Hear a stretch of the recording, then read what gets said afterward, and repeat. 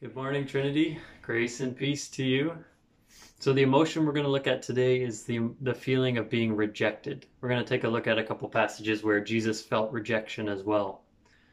So I'm not sure there's a more painful, more heart-wrenching emotion than to feel rejected by those around you, especially those you love. God created us all to be loved and to be in relationship with each other. And when we're rejected, it's such a violation of this creation order that it's such a deep, painful thing.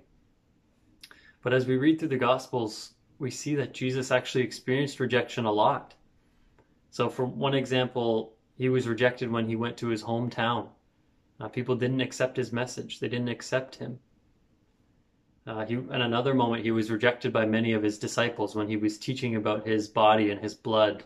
And his teaching was really offensive to them, so many of his disciples left at that point. And we know that the ultimate rejection was when he was rejected by his people and put on the cross. So Jesus wasn't a stranger to rejection. He actually experienced a lot of it. And many times I picture Jesus just being kind of gritting his teeth and being really strong-willed and not feeling any emotions inside. But Jesus felt the same things that we feel. There was a moment actually in Luke 19, verse 41 to 44, where it says Jesus came to Jerusalem and he wept over it. It says, when he drew near and saw the city, he wept over it, saying, "Would that you, even you, had known on this day the things that make for peace, but now they are hidden from your eyes." Jesus knew what the people needed for peace, for loving relationships, and they rejected his message. And so he wept. He felt deep anguish inside about this. So Jesus really felt a lot of emotion, a lot of rejection. But another thing I love about Jesus is that he not only felt rejection, but he loved those people who were broken and hurt and spent a lot of time with people who felt rejected.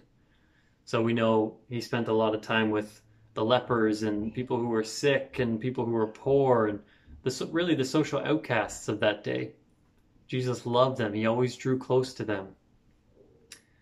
So if you've experienced rejection, I want you to know that the Lord really cares about you deeply.